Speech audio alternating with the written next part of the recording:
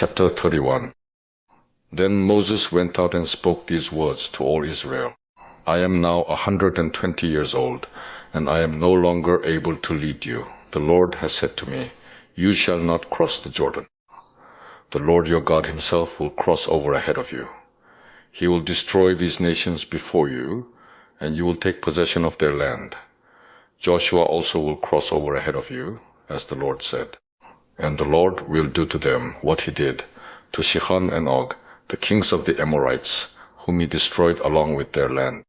The Lord will deliver them to you, and you must do to them all that I have commanded you. Be strong and courageous. Do not be afraid or terrified because of them, for the Lord your God goes with you. He will never leave you nor forsake you. Then Moses summoned Joshua and said to him in the presence of all Israel, Be strong and courageous, for you must go with this people into the land that the Lord swore to their forefathers to give them, and you must divide it among them as their inheritance. The Lord himself goes before you and will be with you. He will never leave you nor forsake you. Do not be afraid. Do not be discouraged. So Moses wrote down this law and gave it to the priests, the sons of Levi, who carried the ark of the covenant of the Lord, and to all the elders of Israel. Then Moses commanded them, At the end of every 7 years, in the year for canceling debts, during the Feast of Tabernacles, when all Israel comes to appear before the Lord your God at the place he will choose, you shall read this law before them in their hearing. Assemble the people, men, women, and children, and the aliens living in your towns, so they can listen and learn to fear the Lord your God and follow carefully all the words of this law. Their children, who do not know this law, must hear it and learn to fear the Lord your God as long as you live in the land you are crossing the Jordan to possess. The Lord said to Moses, Now the day of your death is near. Call Joshua and present yourselves at the tent of meeting, where I will commission him. So Moses and Joshua came and presented themselves at the tent of meeting. Then the Lord appeared at the tent in a pillar of cloud, and the cloud stood over the entrance to the tent. And the Lord said to Moses, You are going to rest with your fathers, and these people will soon prostitute themselves to the foreign gods of the land they are entering. They will forsake me and break the covenant I made with them. On that day I will become angry with them and forsake them. I will hide my face from them, and they will be destroyed. Many disasters and difficulties will come upon them, and on that day they will ask, Have not these disasters come upon us because our God is not with us? And I will certainly hide my face on that day because of all their wickedness in turning to other gods. Now write down for yourselves this song and teach it to the Israelites and have them sing it, so that it may be a witness for me against them. When I have brought them into the land flowing with milk and honey, the land I promised on oath to their forefathers, and when they eat their fill and thrive, they will turn to other gods and worship them, rejecting me and breaking my covenant. And when many disasters and difficulties come upon them, this song will testify against them, because it will not be forgotten by their descendants. I know what they are disposed to do. Even before I bring them into the land, I promised them on oath. So Moses wrote down this song that day and taught it to the Israelites. The Lord gave this command to Joshua son of Nun. Be strong and courageous, for you will bring the Israelites into the land I promised them on oath, and I myself will be with you. After Moses finished writing in a book the words of this law from beginning to end, he gave this command to the Levites who carried the ark of the covenant of the Lord. Take this book of the law and place it beside the ark of the covenant of the Lord your God. There it will remain as a witness against you, for I know how rebellious and stiff-necked you are. If you have been rebellious against the Lord while I am still alive and with you, how much more will you rebel after I die? Assemble before me all the elders of your tribes and all your officials, so that I can speak these words in their hearing and call heaven and earth to testify against them. For I know that after my death you are sure to become utterly corrupt and to turn from the way I have commanded you. In days to come, disaster will fall upon you, because you will do evil in the sight of the Lord, and provoke him to anger by what your hands have made. And Moses recited the words of this song from beginning to end, in the hearing of the whole assembly of Israel. Chapter 32. Listen, O heavens, and I will speak. Hear, O earth, the words of my mouth. Let my teaching fall like rain, and my words descend like dew, like showers on new grass, like abundant rain on tender plants. I will proclaim the name of the Lord. Oh, praise the greatness of our God. He is the rock, his works are perfect, and all his ways are just. A faithful God who does no wrong, upright and just is he. They have acted corruptly toward him. To their shame, they are no longer his children, but a warped and crooked generation. Is this the way you repay the Lord, O foolish and unwise people? Is he not your Father, your Creator, who made you and formed you? Remember the days of old. Consider the generations long past. Ask your father, and he will tell you, your elders, and they will explain to you. When the Most High gave the nations their inheritance, when he divided all mankind, he set up boundaries for the peoples, according to the number of the sons of Israel. For the Lord's portion is his people, Jacob his allotted inheritance. In a desert land he found him, in a barren and howling waste. He shielded him and cared for him. He guarded him as the apple of his eye. Like an eagle that stirs up its nest and hovers over its young, that spreads its wings to catch them and carries them on its pinions. The Lord alone led him. No foreign god was with him. He made him ride on the heights of the land and fed him with the fruit of the fields. He nourished him with honey from the rock and with oil from the flinty crag, with curds and milk from herd and flock, and with fattened lambs and goats, with choice rams of Bashan and the finest kernels of wheat. You drank the foaming blood of the grape. Jeshurun grew fat and kicked. Filled with food, he became heavy and sleek. He abandoned the God who made him and rejected the rock his savior. They made him jealous with their foreign gods and angered him with their detestable idols. They sacrificed to demons, which are not God, gods they had not known, gods that recently appeared, gods your fathers did not fear. You deserted the rock who fathered you. You forgot the God who gave you birth. The Lord saw this and rejected them because he was angered by his sons and daughters. I will hide my face from them, he said, and see what their end will be, for they are a perverse generation, children who are unfaithful. They made me jealous by what is no God, and angered me with their worthless idols. I will make them envious by those who are not a people. I will make them angry by a nation that has no understanding. For a fire has been kindled by my wrath, one that burns to the realm of death below. It will devour the earth and its harvests and set afire the foundations of the mountains. I will heap calamities upon them and spend my arrows against them. I will send wasting famine against them, consuming pestilence and deadly plague. I will send against them the fangs of wild beasts, the venom of vipers that glide in the dust. In the street the sword will make them childless. In their homes terror will reign. Young men and young women will perish, infants and gray-haired men.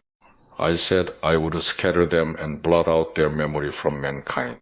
But I dreaded the taunt of the enemy, lest the adversary misunderstand and say, our hand has triumphed. The Lord has not done all this. They are a nation without sense. There is no discernment in them. If only they were wise and would understand this and discern what their end will be. How could one man chase 1,000 or two put 10,000 to flight, unless their rock had sold them, unless the Lord had given them up? For their rock is not like our rock, as even our enemies concede. Their vine comes from the vine of Sodom and from the fields of Gomorrah. Their grapes are filled with poison, and their clusters with bitterness. Their wine is the venom of serpents, the deadly poison of cobras. Have I not kept this in reserve and sealed it in my vaults? It is mine to avenge. I will repay. In due time their foot will slip. Their day of disaster is near, and their doom rushes upon them. The Lord will judge his people and have compassion on his servants when he sees their strength is gone, and no one is left, slave or free. He will say, "Now where are their gods, the rock they took refuge in, the gods who ate the fat of their sacrifices and drank the wine of their drink offerings? Let them rise up to help you. Let them give you shelter. See now that our God besides me. I put to death and I bring to life. I have wounded and I will heal, and no one can deliver out of my hand. I lift my hand to heaven and declare, as surely as I live forever, when I sharpen my flashing sword and my hand grasps it in judgment, I will take vengeance on my adversaries and repay those who hate me. I will make my arrows drunk with blood, while my sword devours flesh, the blood of the slain and the captives, the heads of the enemy leaders. Rejoice, O nations, with his people, for he will avenge the blood of his servants. He will take vengeance on his enemies and make atonement for his land and people." Moses came with Joshua son of Nun and spoke all the words of this song in the hearing of the people. When Moses finished reciting all these words to all Israel, he said to them, "Take to heart all the words I have solemnly declared to you this day, so that you may command your children to obey carefully all the words of this law. They are not just idle words for you, they are your life. By them you will live long in the land you are crossing the Jordan to possess." On that same day the Lord told Moses, "Go up into the Abarim range to Mount Nebo in Moab, across from Jericho, and view Canaan, the land I am giving the Israelites as their own possession.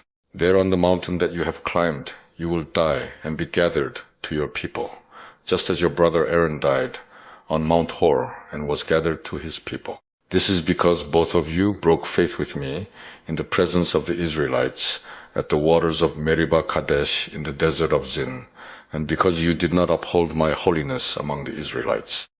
Therefore you will see the land only from a distance. You will not enter the land I am giving to the people of Israel." Chapter 33. This is the blessing that Moses, the man of God, pronounced on the Israelites before his death. He said, "The Lord came from Sinai and dawned over them from Seir. He shone forth from Mount Paran. He came with myriads of holy ones from the south, from his mountain slopes. Surely it is you who love the people. All the holy ones are in your hand. At your feet they all bow down, and from you receive instruction, the law that Moses gave us, the possession of the assembly of Jacob." He was king over Jeshurun when the leaders of the people assembled, along with the tribes of Israel. "Let Reuben live and not die, nor his men be few." And this he said about Judah, "Hear, O Lord, the cry of Judah. Bring him to his people. With his own hands he defends his cause. Oh, be his help against his foes." About Levi he said, "Your Thummim and Urim belong to the man you favored. You tested him at Massah. You contended with him at the waters of Meribah." He said of his father and mother, "I have no regard for them." He did not recognize his brothers or acknowledge his own children, but he watched over your word and guarded your covenant. He teaches your precepts to Jacob and your law to Israel. He offers incense before you and whole burnt offerings on your altar. Bless all his skills, O Lord, and be pleased with the work of his hands. Smite the loins of those who rise up against him. Strike his foes till they rise no more. About Benjamin he said, "Let the beloved of the Lord rest secure in him, for he shields him all day long, and the one the Lord loves rests between his shoulders." About Joseph he said, "May the Lord bless his land with the precious dew from heaven above, and with the deep waters that lie below. With the best the sun brings forth, and the finest the moon can yield. With the choicest gifts of the ancient mountains, and the fruitfulness of the everlasting hills. With the best gifts of the earth and its fullness, and the favor of him who dwelt in the burning bush. Let all these rest on the head of Joseph, on the brow of the prince among his brothers. In majesty he is like a firstborn bull. His horns are the horns of a wild ox. With them he will gore the nations, even those at the ends of the earth. Such are the 10,000s of Ephraim. Such are the thousands of Manasseh." About Zebulun he said, "Rejoice, Zebulun, in your going out, and you, Issachar, in your tents. They will summon peoples to the mountain, and there offer sacrifices of righteousness. They will feast on the abundance of the seas, on the treasures hidden in the sand. About Gad, he said, "Blessed is he who enlarges Gad's domain. Gad lives there like a lion, tearing at arm or head. He chose the best land for himself. The leader's portion was kept for him. When the heads of the people assembled, he carried out the Lord's righteous will and his judgments concerning Israel. About Dan, he said, Dan is a lion's cub springing out of Bashan. About Naphtali, he said, Naphtali is abounding with the favor of the Lord and is full of his blessing. He will inherit southward to the lake. About Asher, he said, most blessed of sons is Asher. Let him be favored by his brothers, and let him bathe his feet in oil. The bolts of your gates will be iron and bronze, and your strength will equal your days. There is no one like the God of Jeshurun, who rides on the heavens to help you, and on the clouds in his majesty. The eternal God is your refuge, and underneath are the everlasting arms. He will drive out your enemy before you, saying, destroy him. So Israel will live in safety alone. Jacob's spring is secure in a land of grain and new wine, where the heavens drop dew. Blessed are you, O Israel. Who is like you, a people saved by the Lord? He is your shield and helper and your glorious sword. Your enemies will cower before you, and you will trample down their high places. Chapter 34. Then Moses climbed Mount Nebo from the plains of Moab to the top of Pisgah, across from Jericho. There the Lord showed him the whole land, from Gilead to Dan, all of Naphtali, the territory of Ephraim and Manasseh, all the land of Judah as far as the western sea, the Negev and the whole region from the valley of Jericho, the city of palms, as far as Zoar. Then the Lord said to him, this is the land I promised on oath to Abraham, Isaac and Jacob when I said, I will give it to your descendants. I have let you see it with your eyes, but you will not cross over into it. And Moses, the servant of the Lord, died there in Moab, as the Lord had said. He buried him in Moab, in the valley opposite Beth Peor, but to this day no one knows where his grave is. Moses was 120 years old when he died, yet his eyes were not weak, nor his strength gone. The Israelites grieved for Moses in the plains of Moab 30 days, until the time of weeping and mourning was over. Now Joshua son of Nun was filled with the spirit of wisdom, because Moses had laid his hands on him. So the Israelites listened to him, and did what the Lord had commanded Moses. Since then no prophet has risen in Israel like Moses, whom the Lord knew face to face, who did all those miraculous signs and wonders the Lord sent him to do in Egypt, to Pharaoh, and to all his officials, and to his whole land.